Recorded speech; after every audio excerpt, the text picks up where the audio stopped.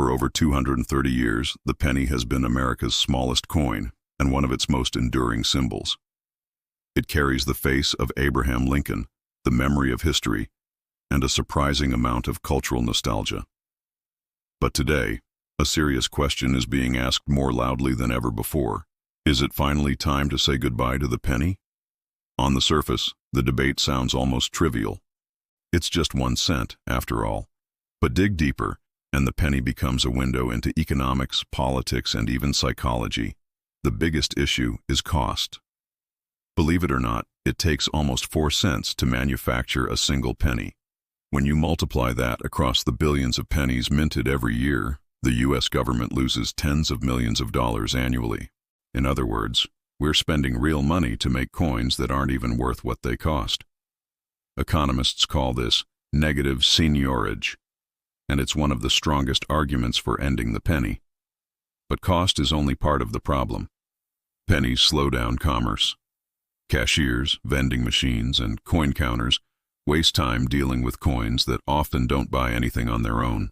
Studies show that the average American spends about 2.5 hours every year just handling pennies, counting them, digging them out of jars, or fishing them from pockets.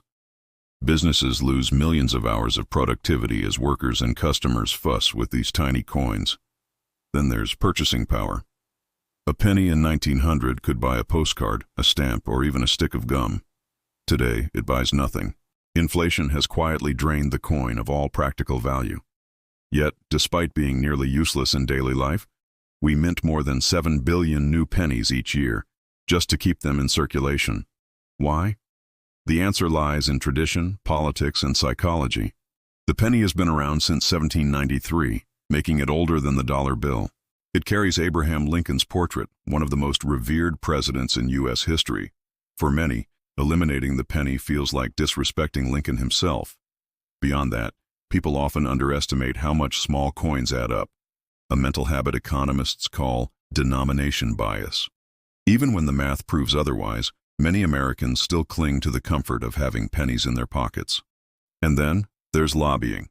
Believe it or not, the penny has powerful defenders. The zinc industry, which supplies the metal used to make pennies, has poured money into campaigns to keep the coin alive. Groups like Americans for Common Sense argue that eliminating the penny would hurt consumers, claiming prices would be rounded up unfairly, costing people more in the long run. Yet evidence from countries like Canada, Australia, and New Zealand, who retired their lowest value coins years ago, shows that rounding usually evens out, with no lasting impact on inflation. So what would it actually take to kill the penny? Technically, the president can't simply order it out of existence. The U.S. Constitution gives Congress control over coinage, and since Congress created the penny, only Congress can abolish it. That said, loopholes exist. The law only requires the mint to produce coins in necessary amounts. What counts as necessary can be interpreted loosely. Past administrations have quietly stopped minting unpopular coins by declaring low demand. But the penny is different.